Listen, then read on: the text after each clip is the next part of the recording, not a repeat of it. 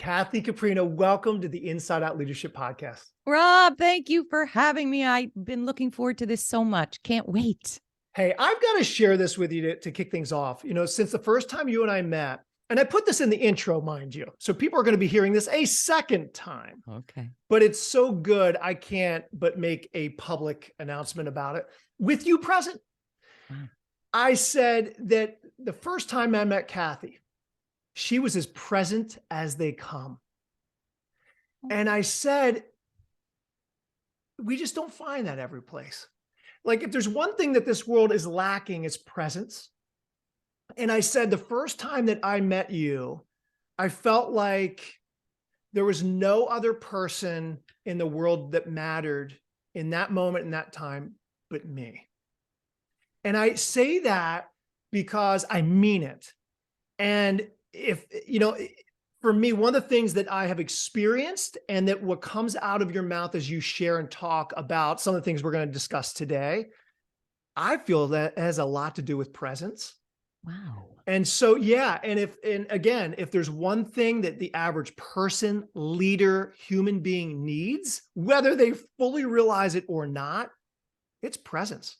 So I just want to say thank you. Thank you. What an amazing compliment or observation. And I take it so to heart and spirit. Thank you.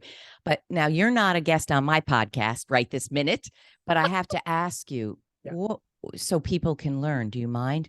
I love it. What evidence is presence to you? So other people, so I can learn even what that means, how you felt that. What I did, I guess Well, you're a great listener. You're a great listener. Not only do you ask great questions, but you really hone in on what someone's saying. You seek first to understand. And I think that has a lot to do with active listening skills and abilities, but I think that's kind of how you're wired, you're made at the same time. It's kind of like, some things that we're born with, but then we learn along the way. And I think it's this powerful combination that you bring to the table, you bring to each and every single conversation. And I've been a beneficiary. And my guess is I'm not alone. That's so kind. Yeah. And, along that line, my dad, who is a chemist, he's in heaven now, used to say, goodness, you always have to understand why people do what they do. And I think there's a reason for that, but it is a curiosity. And, I just wrote a Forbes article about our interview on empathy and how, 82% want it, but 50% say they're not getting it in the workplace because it's disingenuous. So we dimensionalize, well, what does it look like if it's not disingenuous?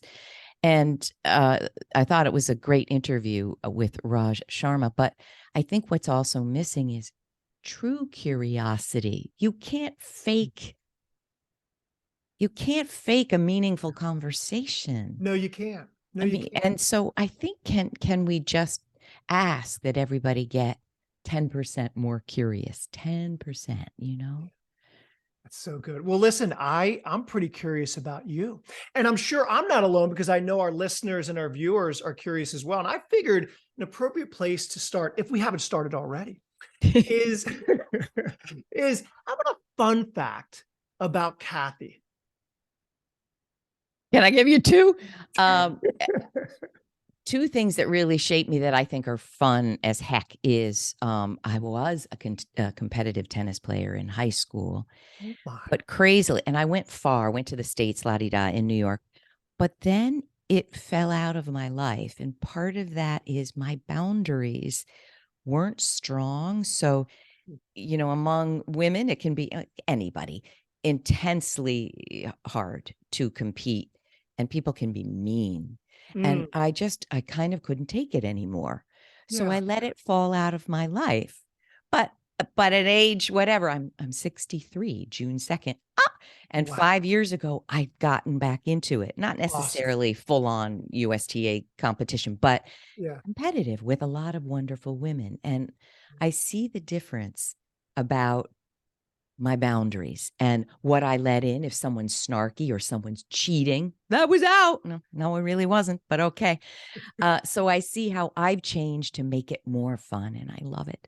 Mhm. And the other fun fact is I'm a singer on the side. Oh, goodness. Hold on. We need 2 other podcast episodes. This is like part 1 of 3. We're gonna do a deep dive into your book in a few minutes. But learning these fun facts, I'm like, okay, need to have Kathy back on this one. Need to have her back on this one. But keep I'm going. there, Rob. Just let me know when.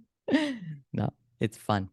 The singing has been incredibly enlivening. I think there's, for me, nothing like raising your voice with others. So I'm in choirs and choral singing to make a sound. Like even through the pandemic, we did it virtually. So we would record ourselves and then an editor put it together. But, in some ways, singing has really been saved a lot of tough times. Saved my life. It certainly buoyed it in very dark times. Music. Sure. Isn't it something like just a fun fact or fun facts? It lets us in because we could have done a deep dive about your amazing content, which we're going to, but it wouldn't really let us know the person behind the work. As That's right. extraordinary as the content that you continue to put out, the impact, influence that you're having all around the world through your speaking, through your writing, etc. But I feel like our listeners really get a taste of who Kathy is. And so we're not going to stop there, Kathy, either. I would love for you to, not just a fun fact or 2, but I'd love for you to take us into a meaningful story in your past that would, kind of double down on who you are. So when we really start getting into some of your content, it's going to make a whole lot more sense. And when we begin to apply that to our lives, I think it's just going to have more staying power. So what's like a story to better get to know Kathy? I think maybe the most relevant story in terms of my work now or the person I am is, here it is briefly. I had an 18-year corporate career in marketing and publishing and product management, market research. And in the beginning, I enjoyed it. But in the beginning, it was really about how do I become successful? How do I get moving here? How do I make money? And then when I was approaching 40, Rob, the job and what I experienced, it was bumpy all along the way. But when I hit 40, these bumps turned into full-blown crises. What do I mean?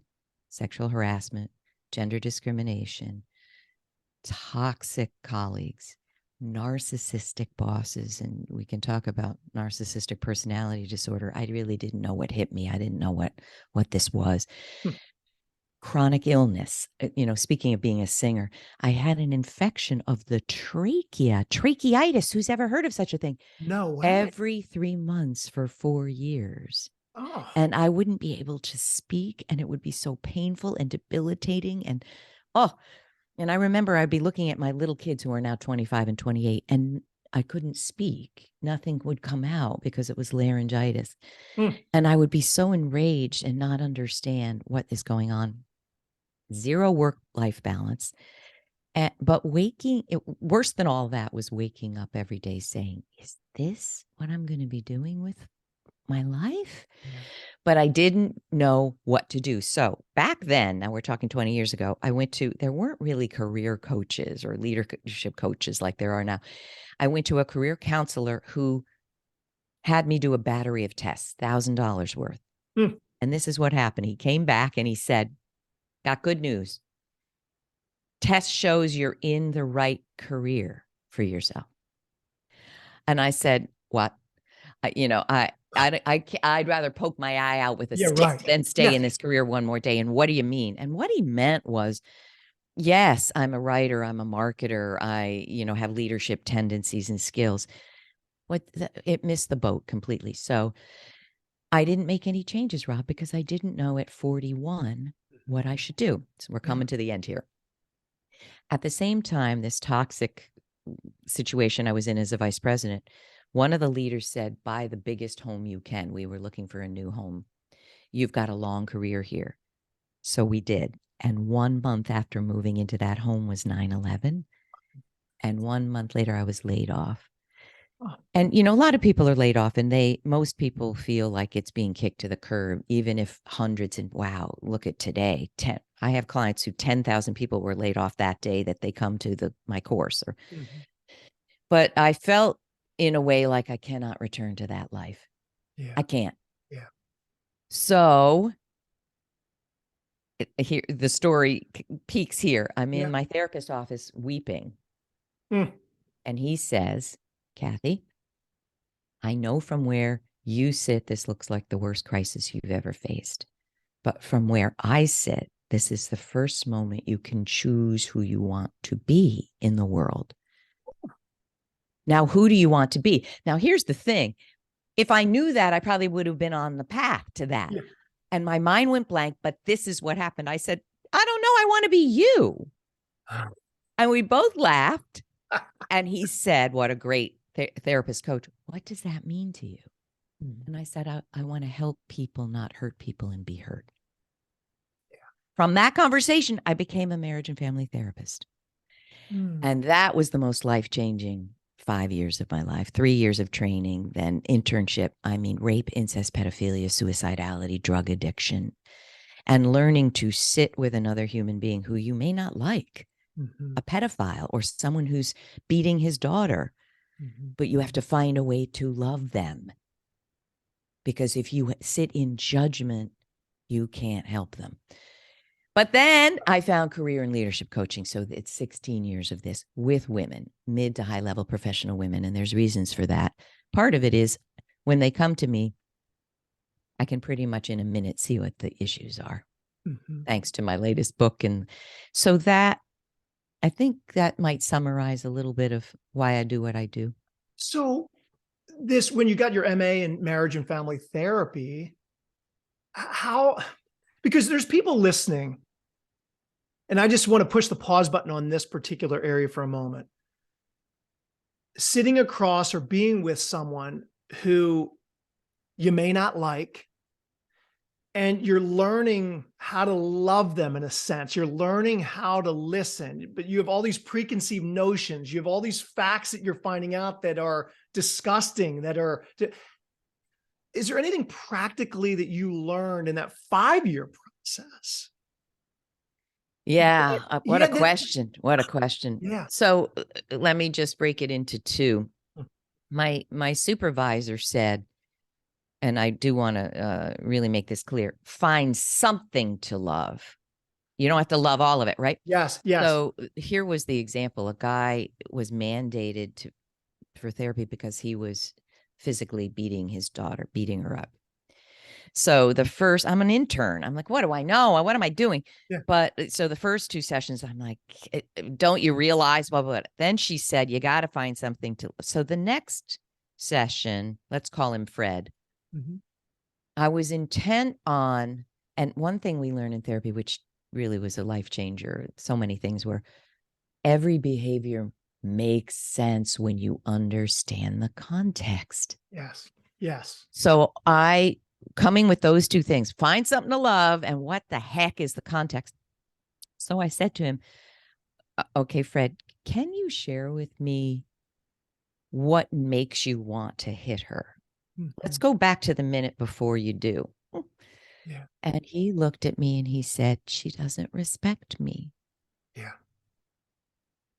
So there it is. And of course, he had been abused as a child, of course, meaning he had been hit. And his father had said, you're going to respect me. Whack. Familiar territory. Yeah. Right. This is how he thought it had to be. But then I said to him in a different way, instead of, don't you understand? I said, how is it working for you? Is she respecting you more? And he burst into tears. He knew. Yeah. Yeah. He knew. So, but first we had to change the context that I'm doing this because she doesn't respect me and I need her to respect me. Okay. That's an honorable idea. But he didn't know that physically abusing was going to erode the very thing he was looking for. Yeah. So the practical steps are try to find what is going on with that behavior. Try to find something you both can grab onto that you both would want to work on, and try not to judge. Yeah. Thank you for that. That's a gift. Yeah. It's a gift that you just gave us there. So what do you want your legacy to be? Here you've had quite an experience yourself, the interesting twists and turns of your own personal journey, your professional journey, and now you're giving back. I mean, you're giving back by helping people all around the world, women all over the world, by the things that you have experienced, the things that you have learned. You're doing extensive writing and speaking on these things. So what do you want your legacy to be? You did throw me that question to think about. It's a big question. And interestingly, I do think it changes for me, maybe even every day. And I'll tell you how. But I think the first would be imparting in the biggest way I can a lesson that I didn't understand, which is every human being on this planet is special and is amazing. I don't mean people, especially women, are like, I can't say I'm special. I don't mean more special than him or her. I mean, everyone is special. And everyone has something amazing from the amalgam of who they are.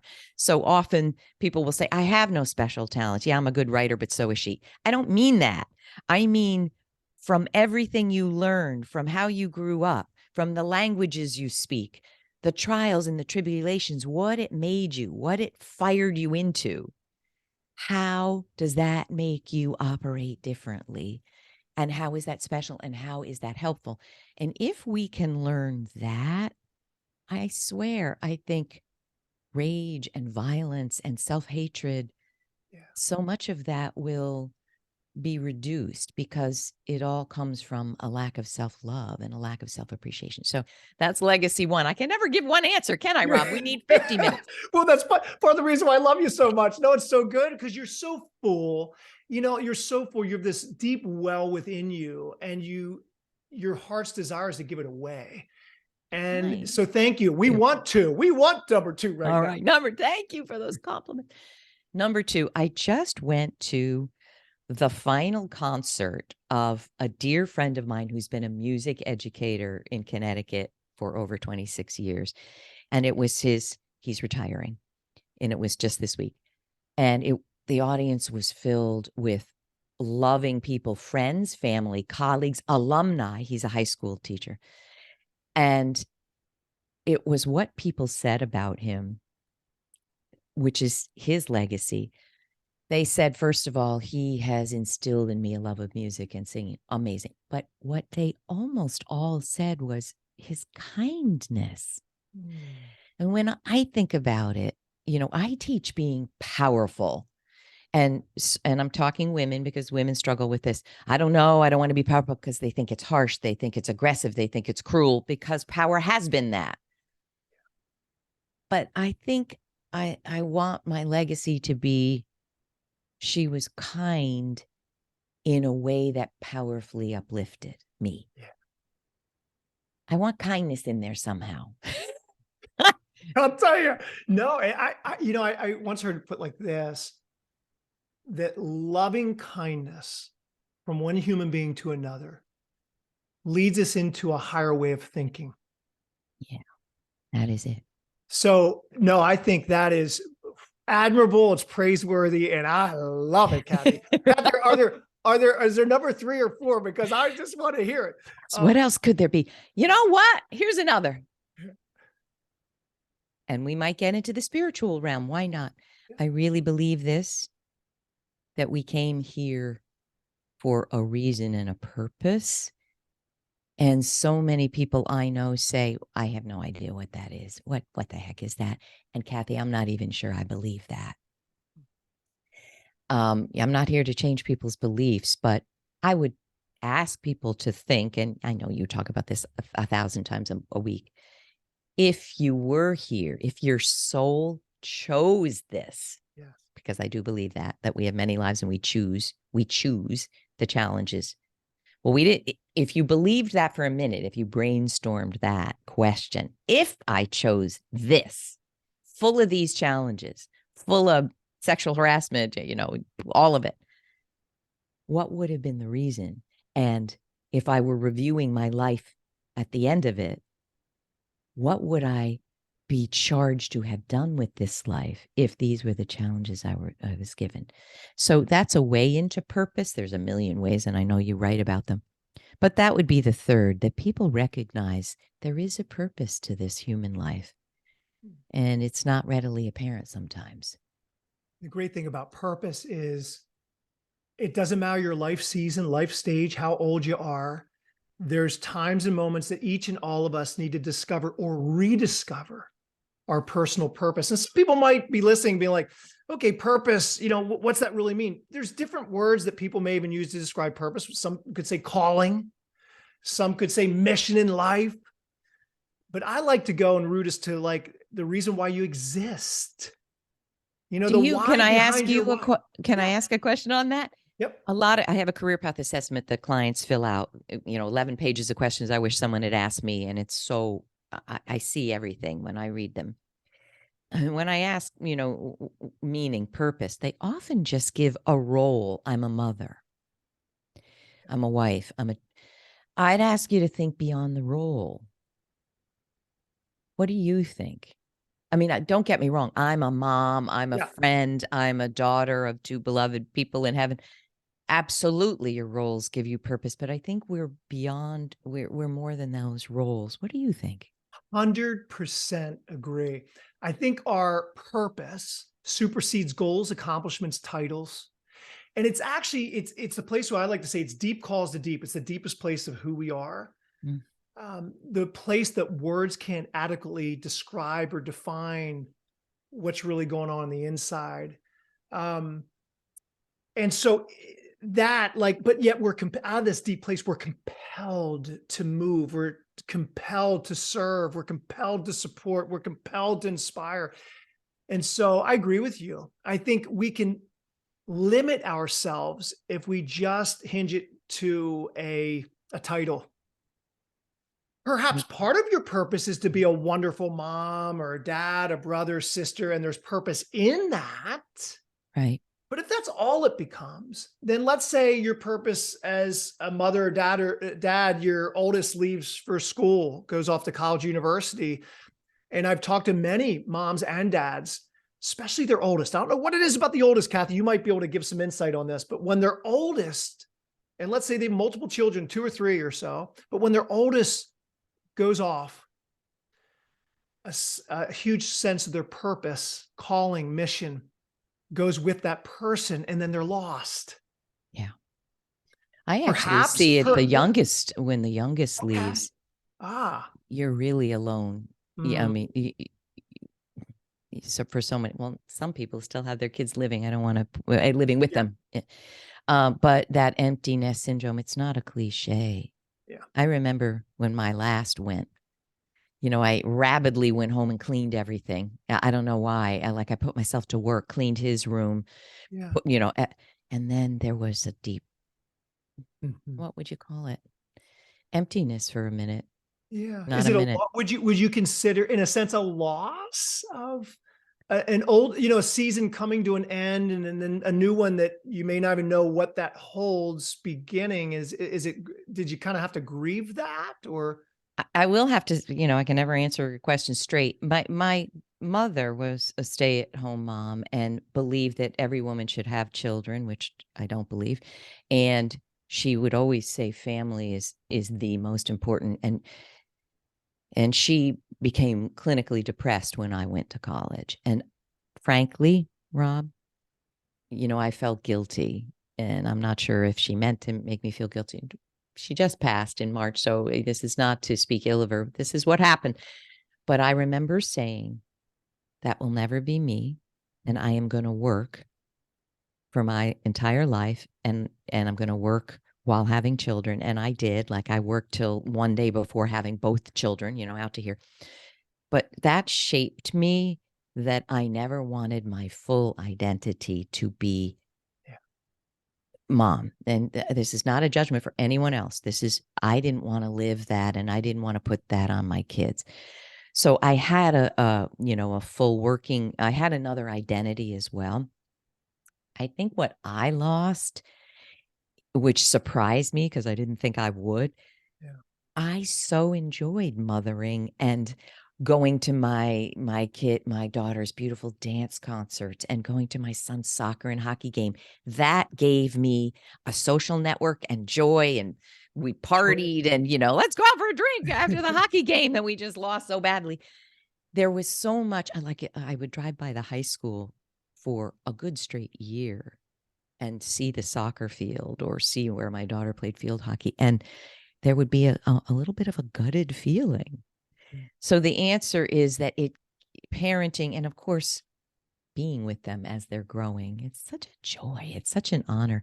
Yeah, there was a loss of all of that. Yeah. And a parent is a parent. You're not their friend. And I still see it at age 63. I'm their parent. Mm-hmm. Thankfully, we have a ball together. Yes. But you also are needed to parent differently. You can't parent in the same way. Yeah. Does that answer it? That was a long-winded. How can you not have a ball with Kathy? That's I mean, hey, some people would disagree, my friend. Some people would say you don't really know her as well as you need to. But I'll tell you, I'd love to wrap our arms around this entire conversation thus far. And as we wrap our arms around everything that's been shared and hold it tight, you in and through that, holding on to everything that we just shared and more very tightly, you wrote a book that was released in 2020, and it's called The Most Powerful You. Amazing book, 7 Bravery-Boosting Paths to Career Bliss. Take us into that book. I mean, the reason why, could you just not hold back anymore? You're influencing, impacting so many people in various ways. Was there so much tugging going on you to be like, would you write? Enough time has gone by, Kathy. Would you just write that darn book? Yeah, come on. Take us into that book. And because it probably couldn't have been any more timely in light of where our world was back in 2020, and certainly the impact and influence it still has now 3 years later. Take us into that. Thank you for asking. Love the question. So here's what happened. About 5 years ago, it hit me like a ton of bricks. I said, because now I'm working with a lot of women around the world, 6 continents, basically. I said, wait a minute. And it was one day. I said, I don't understand something. How is it possible that no matter where these women are calling from, no matter what level, financial, status, socioeconomic level, education, title, industry, no matter what, they are bringing the exact same challenges. Now, I didn't know what those specifically were, but I said, I have to do this because I'm a researcher at heart. I want to spend the next few months understanding 2 questions. What is missing in their lives and careers that they're coming for help? And what is happening? What are they getting specifically from working with me that creates breakthrough? So breakthrough is one of my favorite words in the English language. I'm not going for a little bit of a nudge. I'm going for a breakthrough. You are not the same person. Yes. Before and after. So after several months of really digging in their comments, our videos, what they're saying in the career path assessment, this is what emerged. The answer to that question, those 2 questions, is this: they are missing the bravery to face head on what is not working and be accountable to change what they can change. But that isn't enough, Rob. The second thing is power. The power to grab the reins and become the true author of their life. So then I said, okay, great. Nice concept.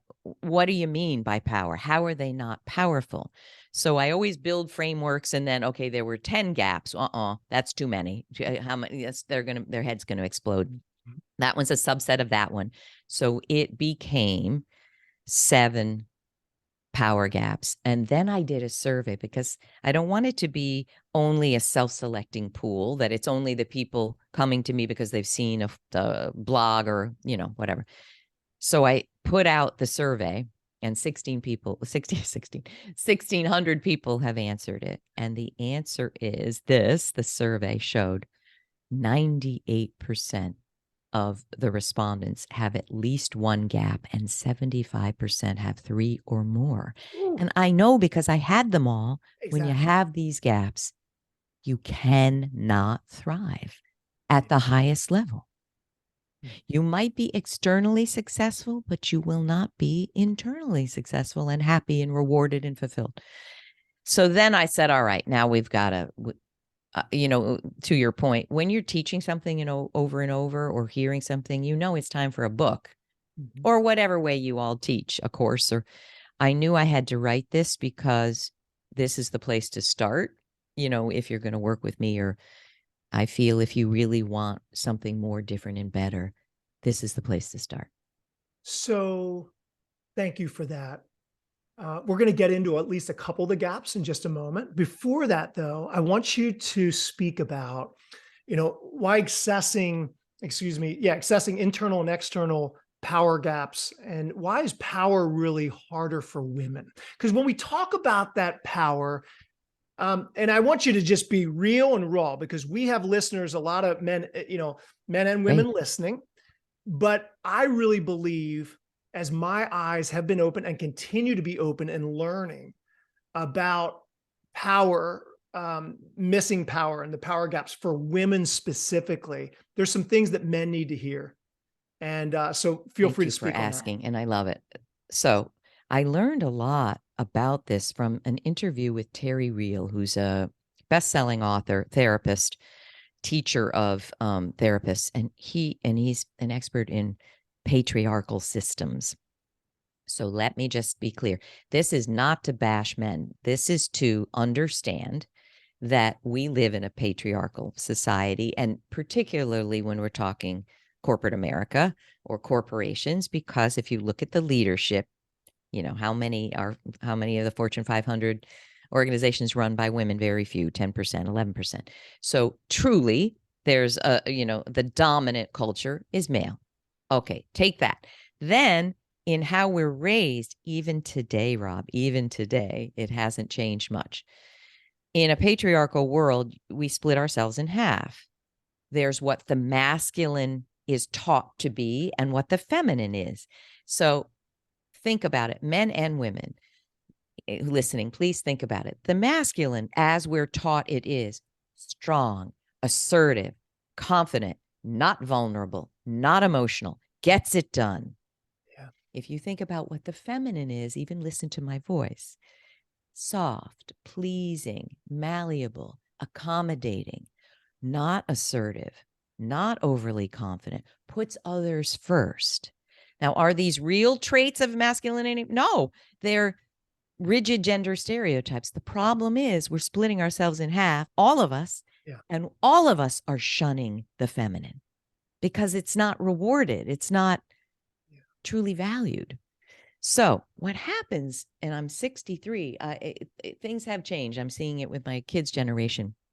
But what happens is when women take on what are typically masculine traits, a very confident, assertive woman, a woman who speaks her mind, there's punishment sometimes, or a lot of the times. There's pushback. We're called words I can't say on this podcast when my colleague here, the vice president here, is doing exactly what I'm doing and getting promoted. I was once called a buzzsaw by my senior director. He goes, "Wow, you're a buzzsaw." I go, "What? Is that good or bad? What does that mean?" He goes, "You get it done." I don't think he was calling my colleague Sam a buzzsaw. Now, you might think, well, who cares what you're being called? But there's subtle and not so subtle pressures not to be a certain way and to be a certain way, that if you're in the dominant group, and that includes race, religion, even parent, when you're the dominant structure in a family, unfortunately the non-dominant, here's another piece to it. Terry saw that the non-dominant will often, even when they're being abused or suppressed, will protect the dominant culture. And there was an example of that. I was being sexually harassed. There was an email from the guy, and he said, senior guy, having a party soon, 2 weeks, love to have you, can't wait to see you naked in the pool. There was the email. And what did I do when I got laid off? I deleted it. I deleted it. I did, in the end, go to a lawyer, and it went very well. Not about that, but other things. And he said, why would you ever delete that? And I realized, 1, I was afraid. 2, I wanted to be done. 3, I actually thought, is it fair that I didn't complain about him while I was a vice president? Fair. Yeah. You didn't complain because you would have been fired. I would have been fired. I would have been pushed out. There's no question. The guy was one of the most powerful. But do you see how I was protecting him? I was worried about what was fair to him. Did that answer your question? Oh my goodness. No, I as I'm listening to you, your message, your content, who you are, it's a gift for women, but it's even more of a gift for men. Well, It really aren't you is amazing to say that? It really is. Like there's so many blind spots I have. I don't even realize. I don't even. And I know we all have. Like, unless someone who, again, has to be a level of trust, there has to be some respect, brings them to our attention. Now, there always has to be some level of receptivity, but then we're just going to keep doing what we're doing, what we've been doing for years, and 100%. most likely hurting other people or even stepping on other people in the process. So that's why I said that I believe that your message is just as much of a gift for men as it is for women, because we need to hear this to grow, to mature, to better lead, to better be aware of not only ourselves, but those around us, so our teams can operate and function human to human and be as productive as we possibly can be in the process. So I just thank you for that. Rob, thank you for letting me speak about it. Yeah, I want to get in before we end this conversation, because I'm telling you, we've got to have a part 2, at least at some point along the, probably much sooner than later. But I want to tackle at least a couple of the power gaps that are in your book. And one in particular, good. Give us some further insight on gap number 1, which is not recognizing your special talents, abilities, and accomplishments. So whatever. I'm so glad you chose it. So the research, the study showed that 63% of women struggle with this. It's much more than that. And I think men struggle with this too. So let me talk about it. But particularly for women, we're trained not to really think of ourselves as, special, as I'm saying, or stand out. And we're also very afraid to shine a light. Like, there was a woman I had as a client who said after the 6th session, I've helped airlines transform. I'm like, I've known you for weeks and I didn't know that. Why isn't that on LinkedIn? Why?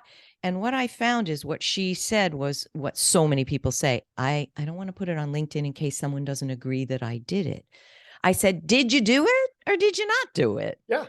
But the part of the problem here is, first of all, recognizing your talents. When you have talents that come easily to you, like I like to stand on stage in front of 1,000 people because I sang, you don't know that that's special. You don't know that another person would rather fall down and die before doing that. So the first thing is you have to do an inventory of all those things that have made you special and unique. But that's not enough. And here's the tip I want to give everybody. Yesterday, someone was saying, very illustrious person, she leads healthcare organizations. She said, it's very uncomfortable for me to talk about what I think is a talent. And I said, why? And she said, because it seems kind of self-aggrandizing. I said, what if you reframed it like this? Your special gifts are the way you can be of service 100 times more if you talk about them.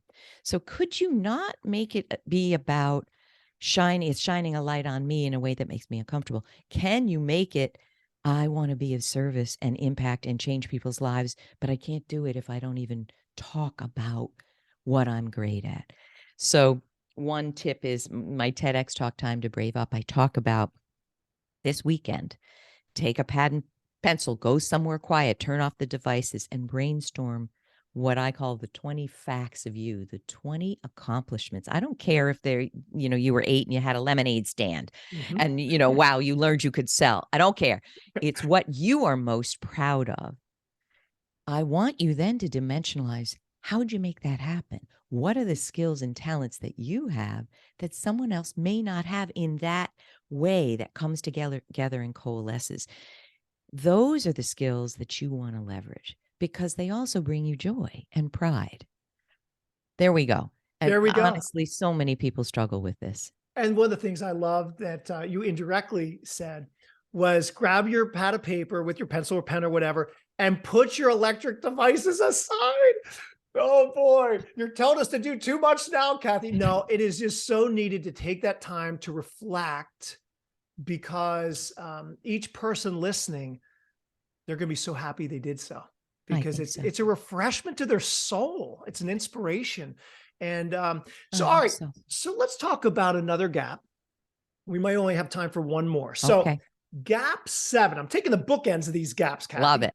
Is allowing past trauma to define you. I'm so glad you asked about that. I wish I had not used the word trauma because as a former therapist, we know trauma doesn't have to be necessarily that you saw someone die in front of you. It can be when you were age 13 and your teacher called you stupid in front of, or made fun of you, or you were bullied.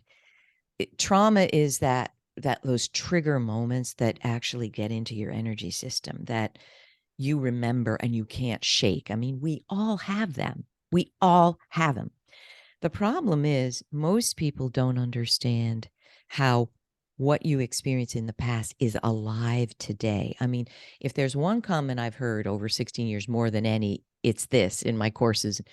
Oh my goodness, I didn't understand that what I went through as a child or in my family or in that first job or yesterday is with me and I can't shake it. So, there's steps to this, but, one way you have this is if you think to yourself, I'm pretty devastated over that. And that happened 20 years ago and I can't get over it. Or I would ask you to think about your childhood. What I see, this is hard to hear, but if you were in any way through authority figures or parents emotionally manipulated, if you had narcissism in your parents, where you had to be a certain thing to be loved, you are not thriving. And what people don't understand is you are what your childhood taught you to be, unless you unlearned that.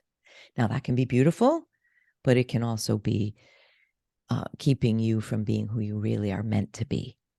Yeah. So there are steps, but one of them is absolutely, if you have a dirty little secret, like one woman called me and said, I have a great career. I'm making 100,000 and I'm 24, 28, whatever it was. She goes, the thing is, I didn't finish college. And I said, tell me what that means to you. And she said, all my friends say, who cares? You're going to make a ton of money.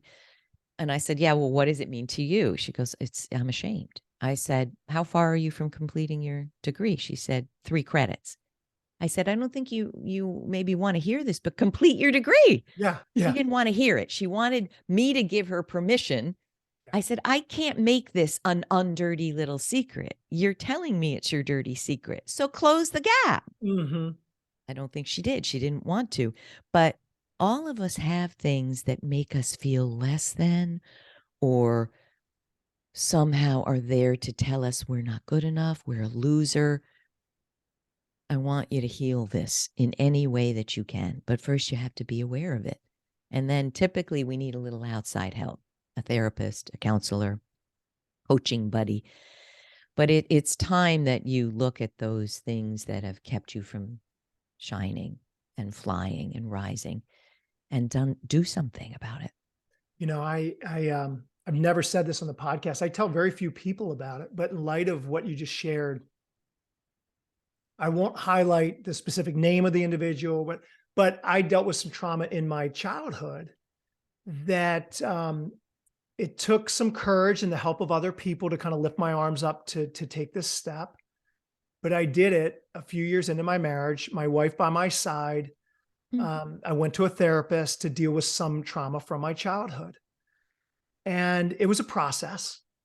It was a process of me going back and reflecting on some things, some hurtful times.